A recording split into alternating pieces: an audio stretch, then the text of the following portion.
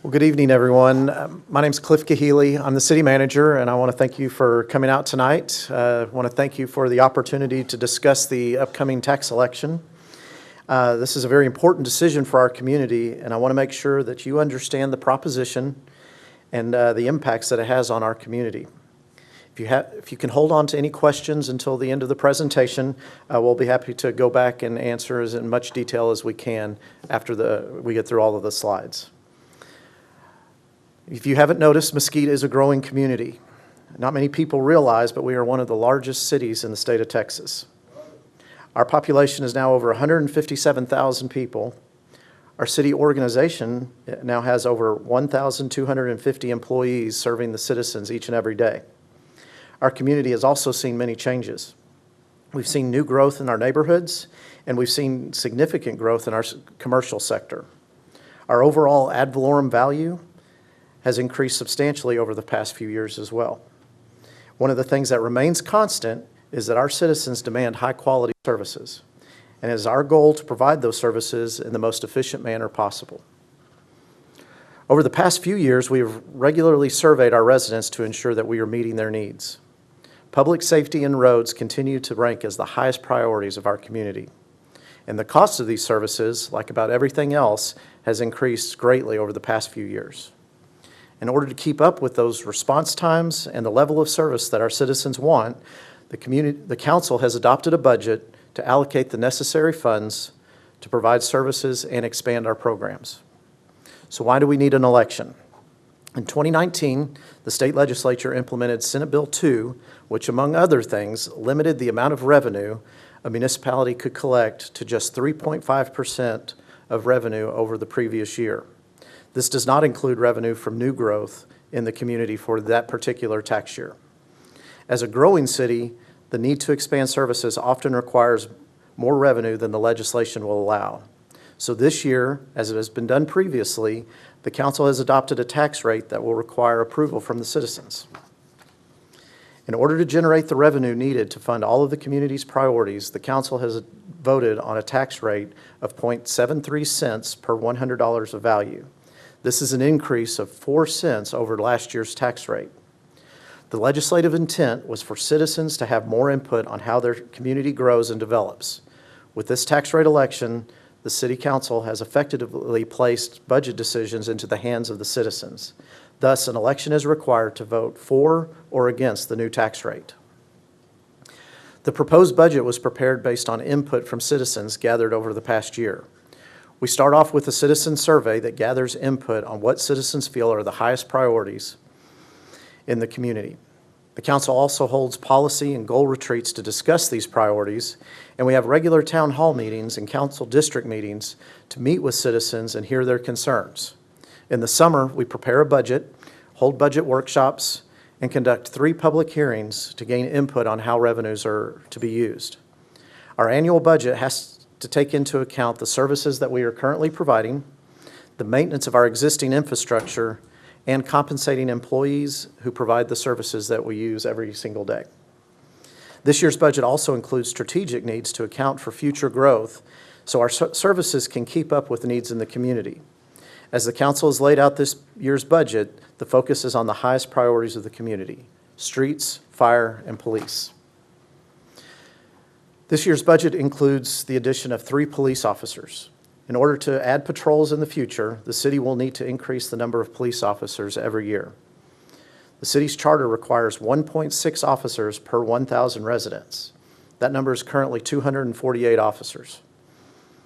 The City Council has set a goal of staying 5% above this required number. This allows for the city to steadily add officers and not be required to play catch-up year after year. It also allows the police chief to look ahead and put programs into place, knowing that he will have the resources necessary to address concerns in the community. We currently have 263 officers on staff, which is 15 over the charter. And as the proposed budget, this would bring us up to 266 officers. The 2026 budget includes 2 additional firefighters. While the department is fully staffed, thanks to that last election where we approved over 15 additional firefighters for the new station number 8, Our current rate of growth will require additional staffing to ensure that we have effective coverage and response times throughout the city. The additional staffing, strategically budgeted over the next few years, will allow for the staffing of a new ladder truck at Station Number 8 and ensure that we have effective coverage for structure fires and emergency medical calls throughout the community. The condition of our roads and alleys continues to present a significant challenge for our residents and our staff. While we've made significant progress in repairing and replacing roadways the past few years, the cost of concrete and labor continue to increase. In order to repair and replace more streets and alleys, this budget will include additional funding for repairs throughout the city. The city currently budgets about $5 million for street and alley maintenance. And additionally, the city has major projects planned. One is the reconstruction of La Prada Drive beginning in 2026, and we are in the process of designing the reconstruction of Lawson Road to begin in 2027. Oates Drive will also receive a new surface this year with a new overlay. The city has been very aggressive in the replacement of aging and under-designed roadways, with the reconstruction of Lucas Boulevard, Town East Boulevard, Skyline, South Parkway, Executive, Innovative, and the overlay of Motley and portions of Oates Boulevard. We've also been out recently to repair Town East Boulevard, Military Parkway, Barnes Bridge, Northwest Drive, and Tripp Road, among dozens of other streets.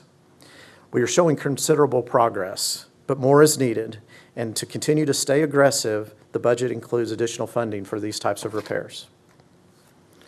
One of the biggest challenges in serving a community that is growing is to effectively compensate our employees who provide the services.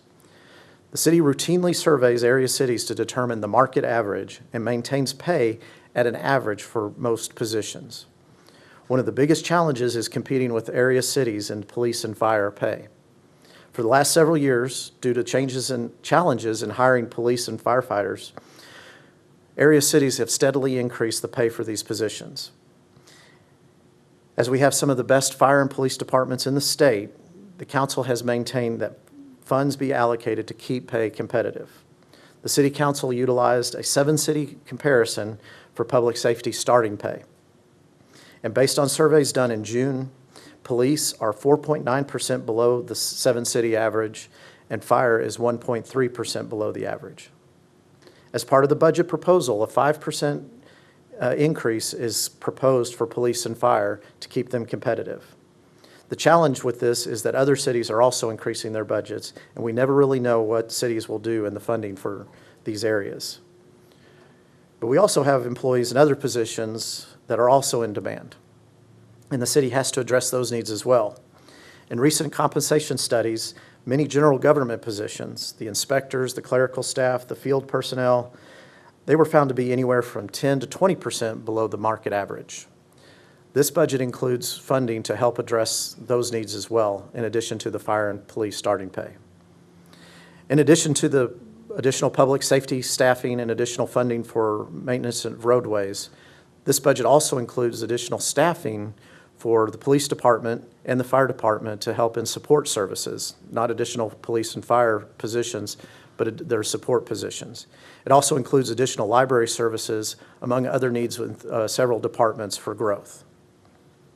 Ultimately, the tax rate election puts the decision on how the city grows, at the speed at which it grows, and the level of services to provide in the hands of you, the citizens.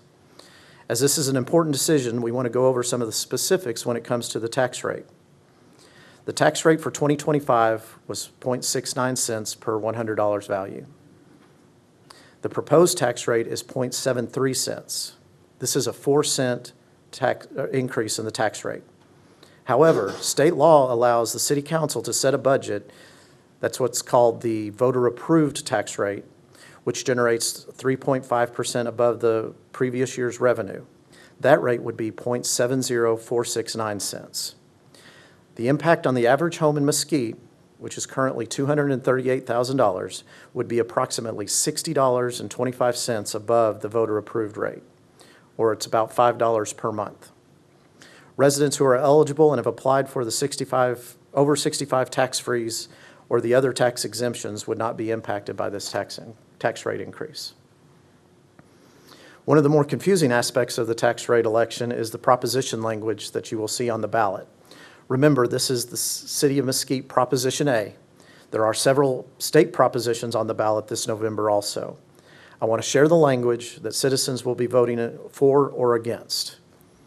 Approving the ad valorem tax rate of 0.73 cents per $100 valuation in the City of Mesquite, Texas for the current year, a rate that is 0.025308 higher per $100 valuation than the voter approval tax rate of the City of Mesquite, Texas, for the purpose of increasing staff for police department, the fire department, increasing funding for roadway construction and maintenance, enhancing citywide services, and competitive pay for public safety personnel. Last year, the ad valorem tax rate in the City of Mesquite was 0.69 per $100 valuation. It's a mouthful. One question we often get is, what happens if the Proposition A fails? Essentially, the City Council will need to approve a new budget based on the revenues obtained through the lower tax rate. It will mean that there will be a longer implementation time on adding fire and police staffing, limits to the amount of roadway maintenance projects finished in the coming year, and potentially a reduction in some service levels from existing programs or initiatives. So just as a reminder, the dates for voting are, for early voting are October 20th through October 31st, and Election Day is November 4th. The times and locations are on the city's website along with other information about the tax rate election and the general election. You can visit citymesquite.com/tax rate election for that information and more. And just as a reminder, we will be holding two more town hall events in the coming weeks.